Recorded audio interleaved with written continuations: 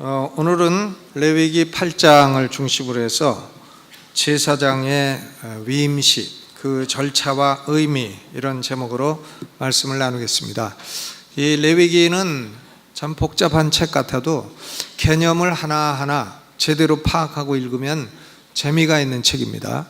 레위기가 잠이 안 올 때 읽으면 잠이 잘 온다 하는 것은 기초적인 개념이 부족하다 하는 그런 얘기예요. 그러니까 읽어도 무슨 말인지 머리에 안 들어오니까 잠이 오게 되는 것이죠. 어떤 분은 레위기가 수면제보다도 더 빠르다 그런 분도 계시죠. 근데 레위기는 참 재미있는 책이고요, 유익한 책입니다. 근데 레위기를 바르게 이해하려면 빨리빨리 읽어서는 안 되고 천천히 읽어야 되고, 그리고 레위기를 이해하려면 출애굽기하고 레위기 앞부분에 대한 기초 지식들이 다 제대로 갖춰져야 되는 것입니다. 레위기가 1장부터 7장까지는 레위기의 첫 번째 부분, first section, 첫 번째 부분으로 이 5대 제사에 관한 얘기입니다. 그 다음 두 번째 부분이 레위기 8장부터 10장까지 제사장에 대한 얘기입니다. 제사장.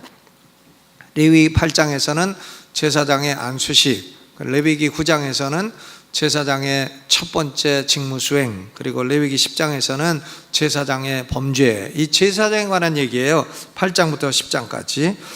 이 제사장이 성막에서 제사장으로서 업무를 수행하는 것을 올바로 이해하기 위해서는 성막에 대해서도 그 구조를 잘 알아야 되고요, 또 제사장의 의복에 대해서도 잘 알아야 되고, 또 제사장이 누리는 5대 제사에 대해서도 잘 알아야 되고, 또 성막의 구조에 대해서도 잘 알고 있어야 됩니다.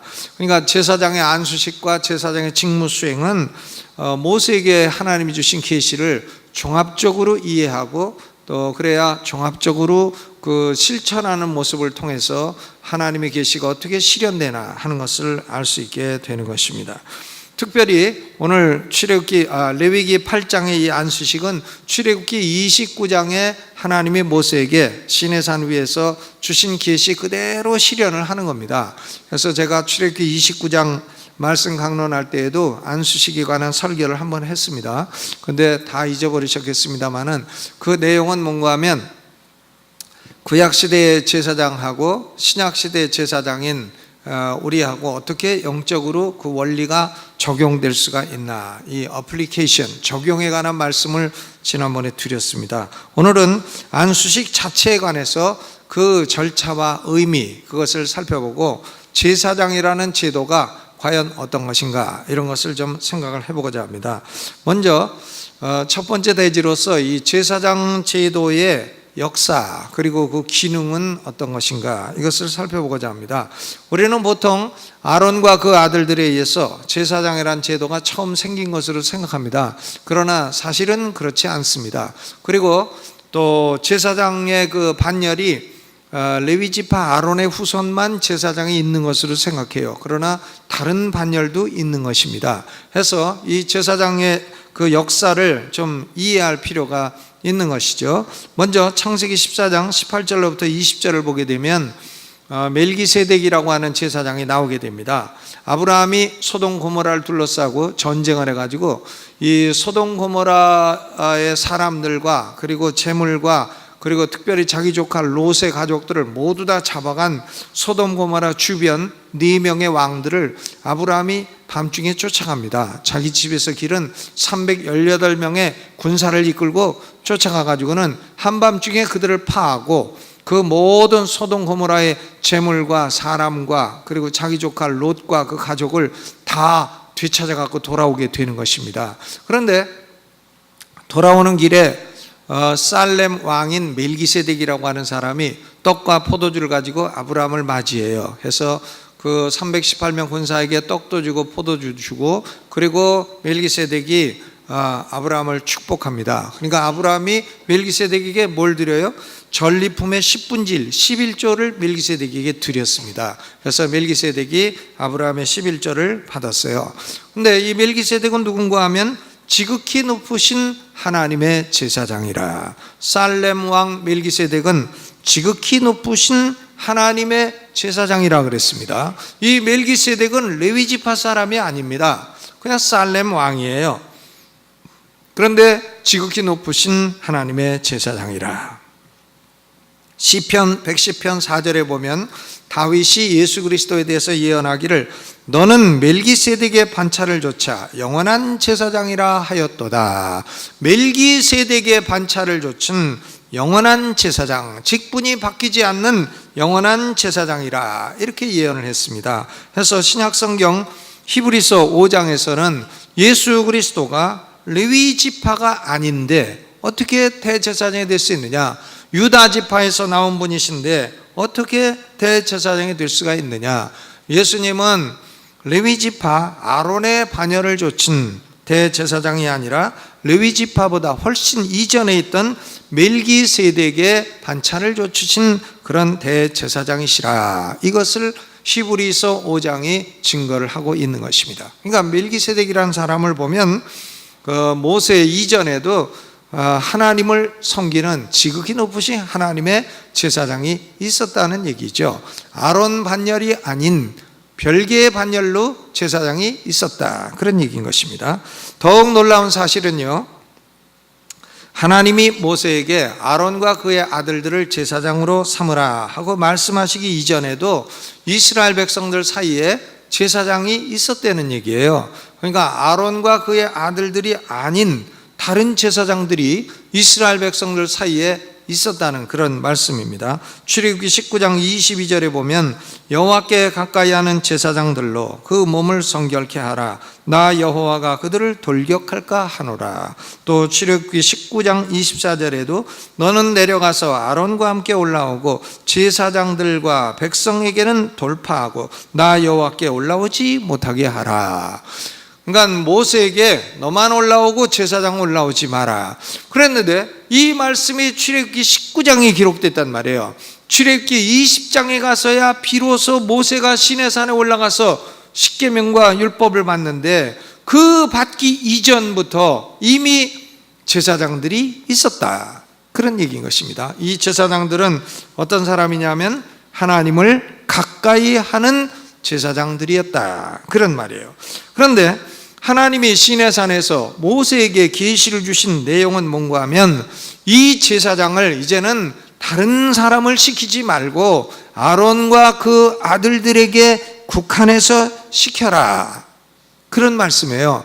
아론과 그 아들들에게만 국한해서 마음대로 제사장 노릇하지 말고 내가 준 계시 그대로 실천하는 그런 참된 제사장이 되게 해라, 이런 말씀인 것입니다. 그러니까 여러분 생각해 보세요. 그 이스라엘에 아론과 그의 아들들이 아닌 다른 제사장이 있어요. 다른 제사장이 있는데 하나님의 말씀으로 아론과 그의 아들들만 제사장이 되라, 그러면 이미 제사장 노릇을 하다가 직업이 날아간 사람들이 생기게 되는 거죠. 그렇죠? 그러면 그 사람들은 아론과 모세를 좋게 생각할까요? 안 좋게 생각하죠. 아니 저 사람들 때문에 우리 직장 날아갔다 이럴 거 아닙니까? 그러니까 이제 하나님이 계시를 주시고 모세가 시내산에 올라갔다 내려와 가지고는 레위 지파를 통해 가지고 그 두 돌비를 던져버리고 금송아지 그 섬긴 사람들 3,000명이나 죽이고 이럴 때 참 위세가 당당하니까 말을 못하고 있다가 나중에 되면은 이 사람들이 반역할 가능성이 항상 있는 거죠. 그러니까 나중에 고라 자손이 반역할 때에 그때 반역에 앞장섰던 사람들은 누군가, 요때 제사장 노릇하다가 하나님에 의해서 이렇게 그 직분을 잃게 된 사람들도 틀림없이 포함되었을 것이다, 저는 그런 생각을 하게 되었습니다. 그러니까 우리가 성경을 볼 때에 그냥 무조건 읽지 말고 요게 이렇게 되면은 도대체 이 사람들은 어떻게 되었을까, 이런 상상을 해보면 재미난 결과가 나오게 되는 것입니다. 그러니까 아론과 그의 아들들을 제사장으로 삼으라 할 때에 제사장으로 일을 하다가 직분을 잃게 되는 그런 사람들도 나오게 되었다는 그런 사실인 것입니다. 이 제사장 제도는 그러니까 이스라엘에만 있는 것은 아니었고 이방 나라에도 다 있었어요. 창세기 41장 45절을 보게 되면 요셉의 아내가 이름이 아스낫입니다. 아스낫은 애굽의 온이라고 하는 동네의 제사장 보디베라의 딸이에요. 그러니까 요셉의 장인도 애굽의 제사장이었습니다. 이름은 보디베라. 요셉의 와이프의 이름은 아스낫. 출애굽기 3장 1절을 보게 되면 모세 아내 이름은 십보라입니다. 십보라인데 십보라는 미디안 제사장 이드로의 딸이었다 그랬어요. 그러니까 모세의 장인도 역시 미디안의 제사장, 이방 제사장이었던 것입니다. 그러니까 하나님이 모세를 불러서 시내산 꼭대기에서 주신 이 모세 언약은 없던 제도를 새롭게 만드는 게 아니에요. 이미 존재하던 제도에 대해서 그 제사장의 범위를 딱 국한시키고, 그리고 제사장의 활동을 하나님이 정확하게 계시를 주어가지고 계시를 따라 활동하라, 이런 말씀이죠. 그러니까 제사장 제도를 정형화하고 지도화하고 또 규격화하고 이렇게 했다, 그런 말씀으로 생각할 수가 있는 것입니다. 이 제사장은 하나님의 계시를 따라서 하나님과 인간 사이에 중보자 역할을 하는 것이에요. 미디에이터, 중보자입니다. 하나님과 인간 사이의 중보자는 바로 이 제사장들이에요. 모세는 하나님의 언약의 말씀을 받는 중보자였어요. 율법의 중보자. 그러나 제사의 중보자는 아론과 그의 아들들입니다. 해서 모세는 하나님의 계시를 따라서 아론과 그의 아들들을 제사장으로 안수를 하는 것이 레위기 8장에 기록된 사건입니다.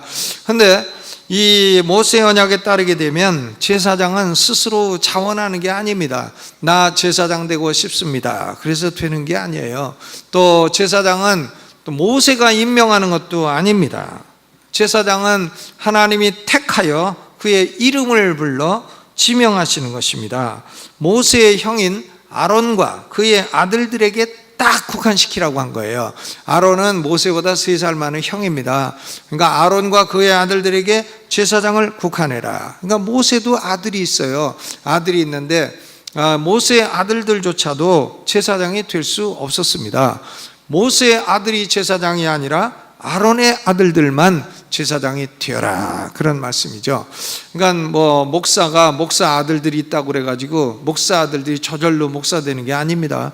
목사 아들 중에도 목사 아닌 사람이 많이 나오고, 집사 장로 아들 등 중에도 목사가 많이 나올 수 있고, 그것은 하나님의 부르심에 따라 되는 것이에요. 하나님의 소명을 따라 되는 것입니다. 여러분, 그러니까 제사장은 하나님이 택하고 지명하고 임명하는 것입니다.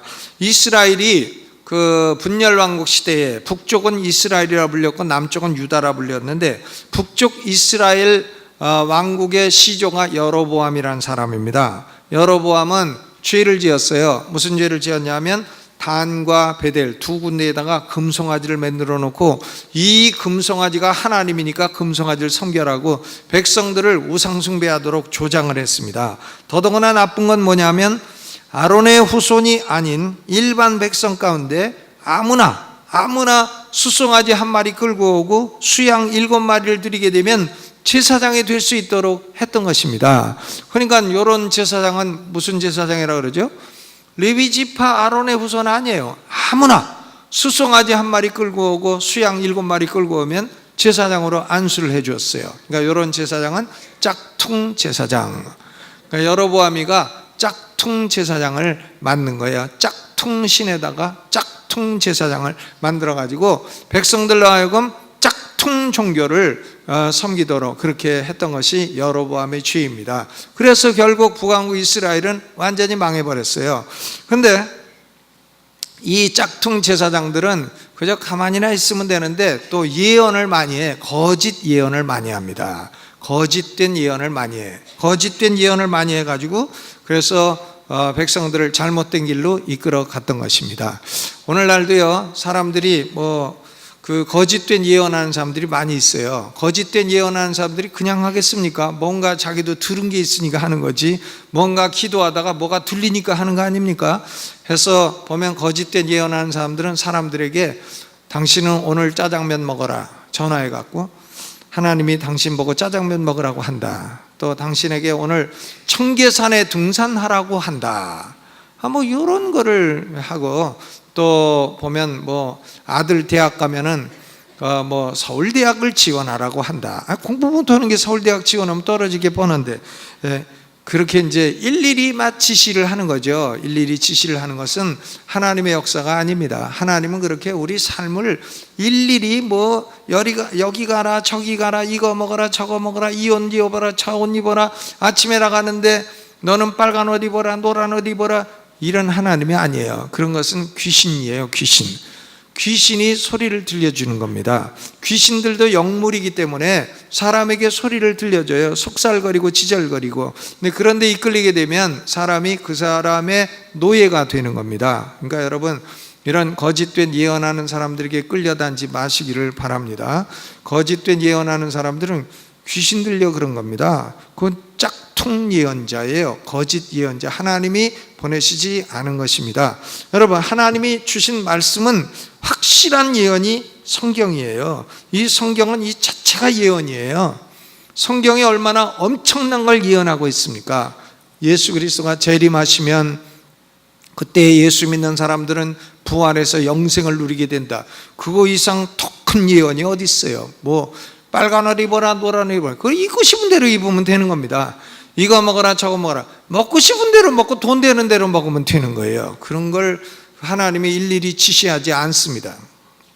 여러분, 그런데 이 여로보암이는 거짓된 짝퉁 제사장을 세워가지고 거짓된 예언을 일삼게 되었습니다. 그러니까 이스라엘의 제사장이라는 타이틀을 가지고 있어도 모두 다 똑같은 제사장은 아니었습니다. 아론과 그의 아들들만이 참된 제사장이었어요. 그러면 모세의 언약에 따른 아론과 그의 아들들로 구성된 제사장들은 어떤 기능을 행하였나? 4가지 기능을 수행했습니다. 첫째로는 성막 안에서 제사장이 해야 될 모든 일을 다 했어요.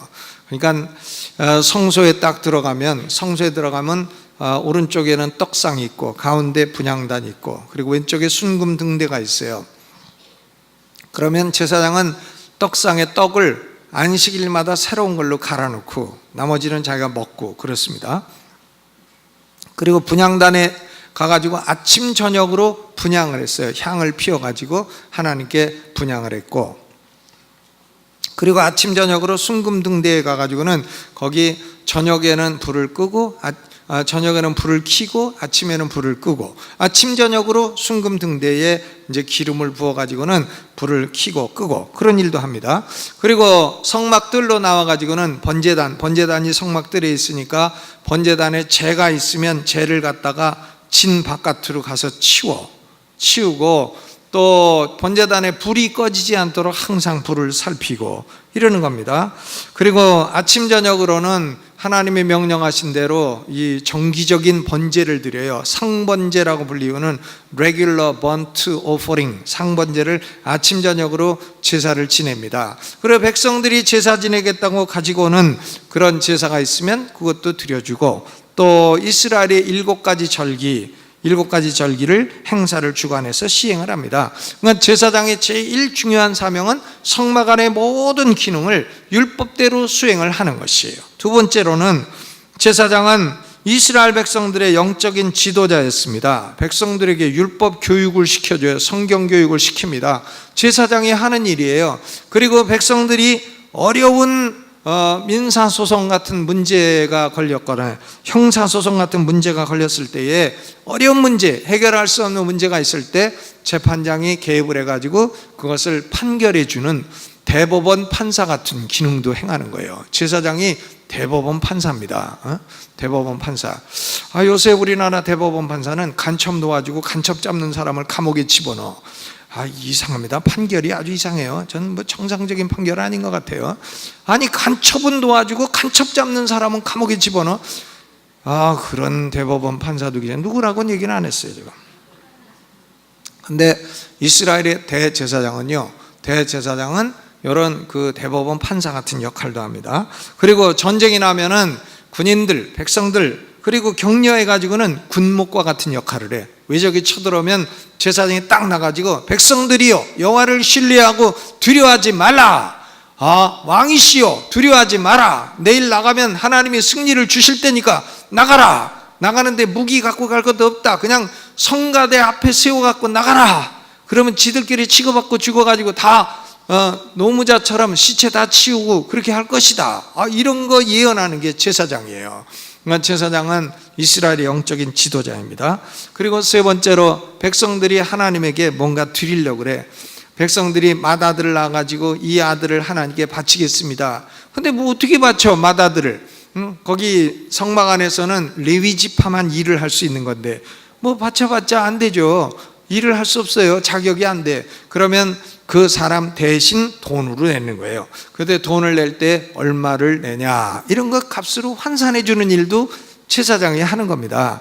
그러니까 이 제사장은 말하자면 외환 업무 뭐 이런 것도 취급을 했다 할 수 있죠. 그리고 어떤 사람이 송아지 한 마리를, 이 송아지를 드리겠습니다 그랬는데 마음이 바뀌었어. 그래서 송아지 대신 돈으로 드리겠습니다. 그러면 제사장이 좋다 해가지고는 송아지의 값을 쳐가지고는 얼마 내라, 이렇게 해가지고는 이 그 값을 정하는 일, 성물의 값을 정하는 일도 역시 제사장이 하는 일이에요. 그리고 네 번째로는 문둥병 걸린 사람이 있을 때 문둥병을 진단을 해. 이거 문둥병이다. 이것은 문둥병 아니다. 이 사람은 문둥병에서 나았다. 이런 것을 정하다 부정하다, 이 진단하는 것이 제사장의 사명이었습니다. 레위기 13장에 기록이 되어 있어요. 여러분, 구약시대 내내 이런 기능은 변함이 없었고, 이런 기능을 변개하는 것은 모두 하나님으로부터 온 것이 아니라 사람이 임의로 행한 것이었습니다. 그러니까 제사장이라는 직분이 이스라엘에 없어서는 안 되는 아주 중요한 직분이에요. 아무나 해서도 안 되는 것이고요. 이것은 또 안수식도 안 하고 그냥 뭐 갑자기 혜성같이 나타나서 나 제사장이다 이래도 안 되는 겁니다. 제사장은 반드시 온 백성이 보는 앞에서 공개적으로 딱 안수를 받고 제사장 업무를 시행을 해야 된다, 그런 말씀이죠. 여기 제사장이 어떻게 안수를 받나, 레위기 8장에 7가지 절차가 기록이 되어 있는데 레위기 8장에서 제일 많이 나오는 말씀이 있어요. 한번 찾아보세요. 뭔가 레위기 8장 9절 읽어봅니다. 시작. 그 머리에 관을 씌우고 그 관이 전면에 금패를 붙이니 곧 거룩한 관이라 여호와께서 모세에게 명하신과 같았더라. 또 13절, 모세가 또 아론의 아들들을 데려다가 그들에게 속옷을 입히고 띠를 띄우며 관을 씌웠으니 여호와께서 모세에게 명하신가 같았더라. 여호와께서 모세에게 명하신가 같았더라 하는 말씀이 매 단계마다 반복이 돼요. 그래서 그 단계가 몇 단계냐? 7단계입니다. 첫 번째 단계는 준비 단계이죠. 1절로부터 4절, 안수 준비, 안수를 준비를 해야 되죠. 안수 준비할 때는 세 가지를 준비해야 돼요. 첫째, 안수받을 대상자. 안수받을 대상자는 아론과 그의 아들들입니다. 다른 사람들은 지원해도 안 돼요. 아론과 그의 아들들. 그리고 준비물이 있습니다. 준비물은 뭐냐? 제사장에 입힐 의복을 딱 준비하고, 그 다음에 제사장에게 관유라고 불리우는 기름, 그리고 속죄제를 드릴 수송아지, 그리고 번제와 화목제를 드릴 양 2마리, 수양 2마리, 수송아지 수양 2마리, 그리고 제사장이 먹고 하나님에게 일부는 태워서 드릴 무교병 떡 한 광주리, 무교병, 누룩을 안 넣은 떡, 오늘날로 치면 베이글. 그 우리나라는 베이글이라는데 그 영어는 발음이 비글이에요. 비글, B-A-G-E-L. 베이글 빵. 비글 달라 그러면 빵집에서 어디서 그렇게 배웠냐고 그래. 지가 틀리고선. 그리고 베이글 드릴까요? 또 그래요. 근데 그 이제 무교병이죠. 그것을 이제 한 광주리에 다 잔뜩 담아가지고 준비를 하는 겁니다. 그러니까 의복과 기름과 수송아지 1마리, 수양 2마리, 그리고 무교병 떡 한 광주리, 이렇게 준비를 해요. 그리고 이 안수식은 이스라엘 온 회중을 불러다가 회막문 안에 모이게 하는 겁니다. 8장 3절을 보니까 온 회중을 회막문에 모으라. 근데 회중이 이스라엘 인구가 지금 300만이 되는데 어떻게 회막문 앞에 다 모여요? 그러니까 여기서 회중이라 하는 것은 회중의 지도자를 말하는 겁니다. 회중의 지도자들 몇천 명 모이겠죠. 회막문 앞에 딱 모이게 되는 겁니다. 그러니까 이 제사장의 안수식은 한 구석에서 몰래 몰래 받는 게 아니에요. 목사 안수를 어디서 몰래 받아 갖고 왔다, 그게 안 되는 겁니다. 제사장 안수식은 그 사람들이 온 회중이 보는 앞에서 공개적으로 딱 받아야 돼요. 아멘. 그렇죠? 아니 온 회중이 보는 앞에서 받아야지 몰래 한 구석에 가지고 몰래 뭐 받고 왔다, 수송아지 1마리하고 수양 7마리 데리고 받고 왔다, 그러면 뭐 그걸 인정할 수 없는 거죠. 그러니까 그 제사장들은 우선 이렇게 공개적으로 모든 백성이 보는 앞에서 안수받을 준비를 하는 겁니다. 1절로 4절까지가 준비 단계예요. 그 다음 2단계는 5절로 9절의 씻음과 입힘의 단계예요. Washing and clothing, 씻고 입히는 겁니다. 모세는 아론과 그의 아들들을 물두멍에 물로 목욕을 시켜요. 목욕을 시킵니다. 한번 생각해 보세요. 8장 6절, 아론과 그 아들들 데려다가 물로 그들을 씻기고 그랬습니다. 그리고 아론에게 속옷을 입히고 띠를 띄우고 겉옷을 입히고 그랬어요. 여러분, 물로 씻길 때에 지금 이스라엘 온 회중이 보고 있어요, 안 보고 있어요? 보고 있어요. 그러면 물로 목욕시킬 때 완전 빨가벗고 했을까? 아니면 반자로 시작되는 건 입고 했을까? 어떻게 상상이 됩니까? 졸지 마요. 중요한 거 아닌데. 그러니까 반자로 시작되는 거, 스로 끝나는 거, 그거는 입었을까? 입었겠죠. 이거 생각해보면 알잖아요. 그것을 성경에 뭐라고 기록했냐면 고의라고 했습니다. 고의는 입고 목욕을 하는 거예요. 그렇지, 그러면 온 회중이 다 보는 데서 빨가벗고 목욕할 수는 없죠. 고의는 입고 이제 목욕을 해요.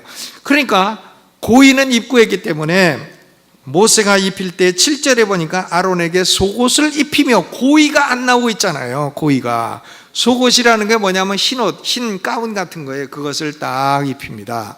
그죠? 왜? 고의는 이미 입고 있으니까 속옷을 입히고, 속옷은 흰 색깔이에요. 흰 색깔 원피스입니다. 그것을 딱 입히고 띠를 매. 근데 대제사장은 흰 속옷만 입는 게 아니에요. 일반 제사장은 흰 속옷 그거 하나로 끝이에요.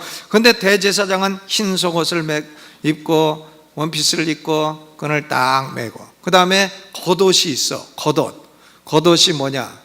코트 같은 걸 입는데 겉옷이 청색 겉옷이에요. 청색, 하늘색 청색으로 된 겉옷을 딱 입어. 그러니까 안에서는 흰색이 있고 밖에서는 청색이 있고, 이 패션이 괜찮지 않습니까? 그리고 겉에 끈을 딱 매, 겉옷, 속옷 위에다가 겉옷을 입고, 그리고 겉옷 위에다가 조끼를 입어. 조끼, 이 조끼가 에봇이라고 불리워요. 에봇이라고 불리우는 조끼를 끈을 매가지고 딱 입고, 그리고 조끼 앞에다가 뭘 다냐 하면은 흉패라는 걸 다는데, 이 흉패에 갖가지 보석이 다이아몬드부터 시작해서 홍보석, 녹보석, 무슨 보석 해가지고 12개가 있어요. 이스라엘 12지파를 상징하는 보석 12개가 달린 흉패를 딱 붙여. 흉패에는 주머니가 있어가지고 주머니에 우림과 둠밈이라는 걸 넣어요. 우림과 둠밈은 뭐냐? 이렇게 된 주사위 같은 거예요. 그래서 하나님의 뜻을 물어볼 때 쓰는 겁니다. 하나님, 이번 전쟁에 나가야 됩니까? 나가야 되면 까만 거, 안 나가야 되면 하얀 거 나오게 해 주시옵소서.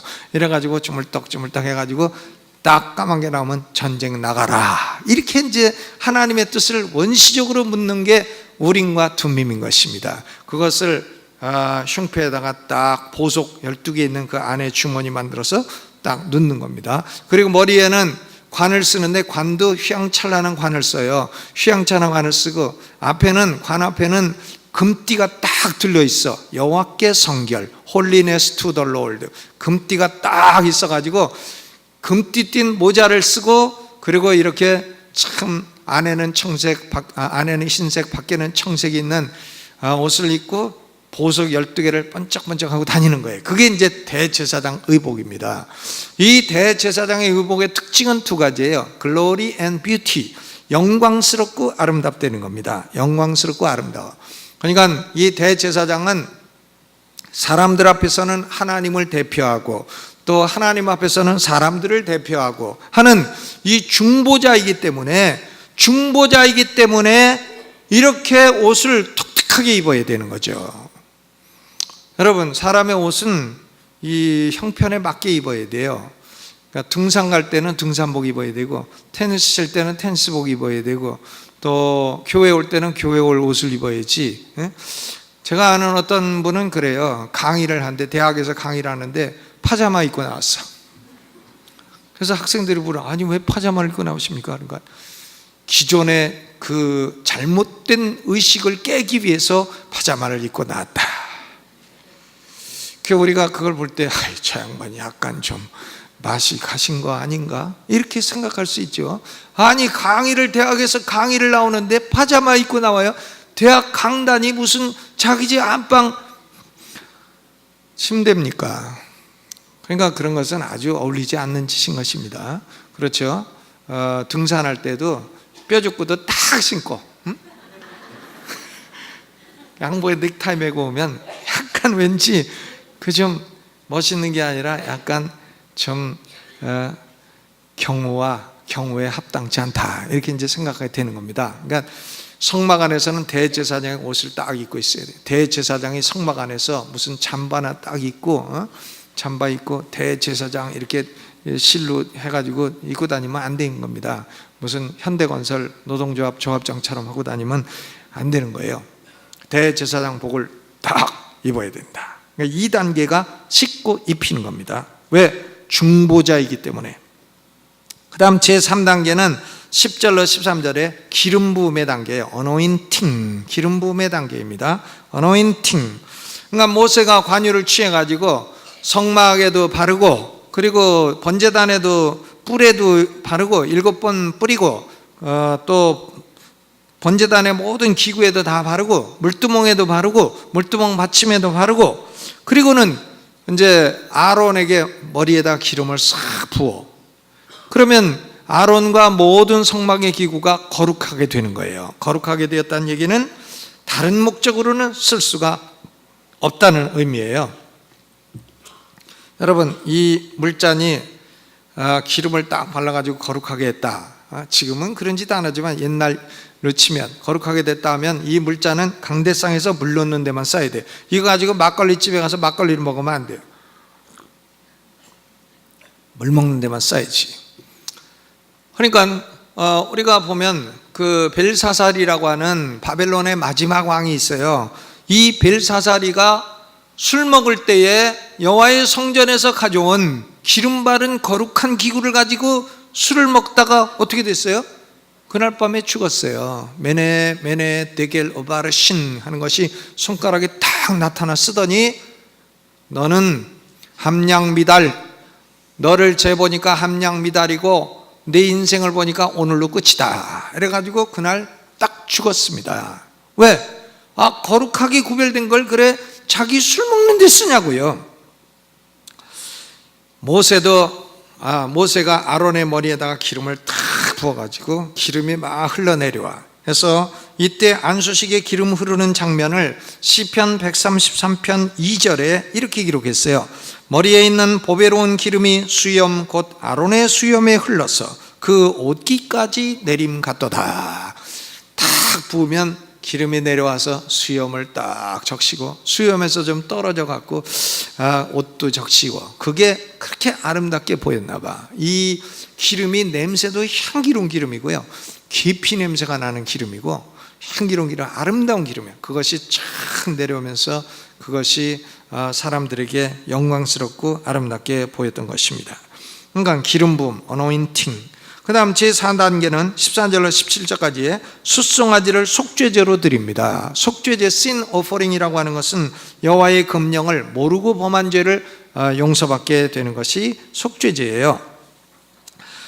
해서 흠없는 숫송아지를 아론과 그의 아들들이 머리에 안수하고, 모세가 죽여 잡아가지고는 그 피를 번제단 뿔에 바르고 번제단 밑에 쏟고, 그리고는 이제 속죄제이기 때문에 내장 기름은 다 태우고, 그리고 나머지를 진 밖으로 7km 나가가지고는 진 밖에서 다 불태우는 것입니다. 이것이 속죄제예요. 아론과 그의 아들들이 모르고 여호와의 금령을 범한 죄를 용서받게 되는 것입니다.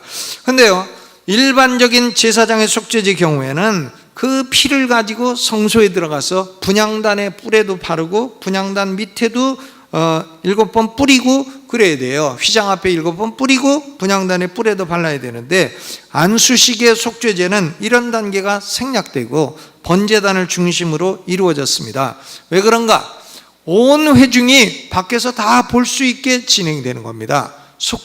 성소 안에 들어가서 하는 게 아니에요. 다 밖에서 볼 수 있도록 그렇게 된 것입니다. 그리고 제5단계는 수양 2마리가 있는데 그 중에 1마리를 취해서 번제로 드리는 겁니다. 안수하고 죽이고, 그리고 번제단에 피를 뿌리고, 그리고 전체를 다 태워서 드리는 거예요. 번제는 알고 있는 죄를 용서받기 위한 것입니다. 모르고 지은 죄는 속죄죄, 알고 있는 죄는 번죄. 그러니까 모든 종류의 죄를 다 지금 속죄를 하는 거죠. 그리고 제6단계는 22절로 29절에 수양 2마리 가운데서 나머지 1마리를 취해서 화목제로 드리는 단계입니다. 이 화목제의 특징은 고기를 드리는 사람이 먹을 수 있다. 이게 화목제예요. 근데 일반적인 화목제와는 약간 다른 점이 있기 때문에 이것을 위임제라고 부릅니다. 위임제. 위임제, offering of consecration, 위임제라고 불러요. 그럼 왜 이것을 offering of dedication이라고 안 부르고 offering of 혹은 delegation 뭐 이렇게 안 부르고 offering of consecration이라고 부르느냐? 이 delegation, 위임이라고 하면은 일반적으로 자기의 권한을 누구에게 나눠주는 게 위임입니다. 모세가 자기 권한을 아론에게 나눠주는 게 아니에요. 이것은 하나님이 아론을 택하여 구별해서 세우는 것이기 때문에 델리게이션이나 이런 단어를 쓰지 않고 consecration이라고 하는 단어를 쓰는 겁니다. 위임제로 드리게 됩니다. 아론과 그의 아들들이 나머지 수양머리에 안수를 하고 모세가 잡아요. 그리고 모세가 그 피를 아론과 그의 아들들의 3군데에 발라요. 피를.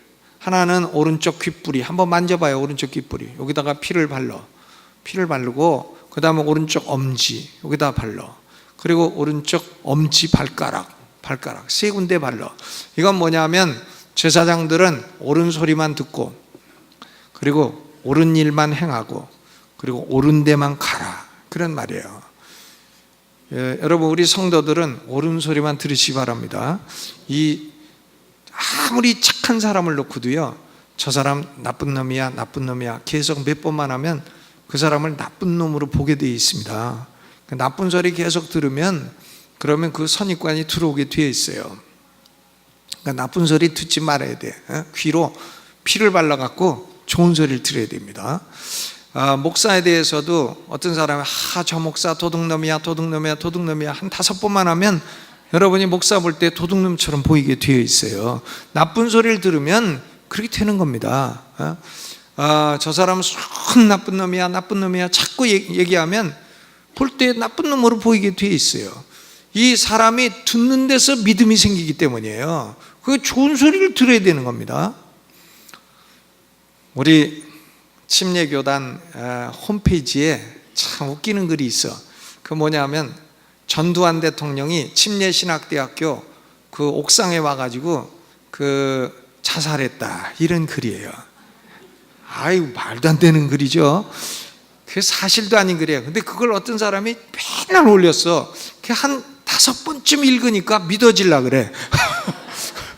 믿어질라 그래. 아이고, 전두환 대통령이 진짜 침례신학대학교 옥상 와갖고 자살하셨나? 그게 믿어지려고 하더라니까요. 그러니까 좋은 소리를 들어야 됩니다. 여기다가 피를 발라야 돼. 나쁜 소리는 이쪽으로 듣고 여기까지 가지 않도록 중간에 없어지게 해야 돼. 아멘. 그렇죠. 그리고 손으로 좋은 일 행하고, 이거 가지고 도적질이나 이런 거 하지 말고, 또 발로 좋은 데를 가야 돼. 예수 믿는 사람들이 맨날 캬바레 같은 데나 다니고 그러지 마요. 아멘. 그죠? 근데 이게 딱 바르고, 그리고 남은 피는 제단 밑에 다 뿌려요. 다 뿌리고, 그리고 3가지를 태웁니다. 뭘 태우냐면 내장 기름 태우고, 무교본 광주리에서 떡 3개 갖다가 태우고, 그리고 우편 뒷다리 고기를 갖다가 태워요. 여러분, 원래 화목제에서는 제사장이 2가지 고기를 먹도록 되어 있어요. 가슴 고기하고 우편 뒷다리 고기, 그 먹도록 되어 있습니다. 그런데 이 위임제에서는 가슴 고기만 먹어요. 우편 뒷다리 고기도 하나님에게 태워드리는 겁니다. 그 무슨 의미냐? 제사장에 먹는 목도 하나님이 주시는 것입니다. 그런 의미예요. 여러분, 제사장이 먹는 목도 하나님이 주시는 겁니다. 여러분이 다 먹고 사는 것 누가 주시는 거예요? 하나님이 주시는 것인 줄로 믿으시기를 주의 이름으로 축원합니다. 내가 노력해서 벌었지 뭘 하나님이 주냐? 여러분, 그런 소리 하다가 딱 아파가지고 병원 들어가면 내가 노력해서 번 거 아니구나 1초에 알게 돼요. 1초에 하나님이 다 복을 주셔야 먹고 살 수 있는 겁니다. 그리고 목사들도 그 월급을 받는 것도 다 하나님이 주시는 겁니다. 하나님이요, 다 하나님이 주시는 거죠. 근데 성도들도 이렇게 생각할 수 있어요. 헌금을 좀 하는 사람들은 저 목사는 내가 돈 내갖고 월급 먹고 사는 사람이다 이렇게 생각하고, 저 목사는 내가 돈 안 내면 굶어 죽는다 이렇게 생각하고 목사를 갖다가 자기가 월급 주는 무슨 일꾼 동네 하인으로 생각할 수가 있어요. 여러분, 그렇게 생각하면 여러분이 무슨 은혜를 받나? 하인의 은혜를 받게 돼. 하인의 은혜. 아멘. 이건 아멘 할 일 아닌가?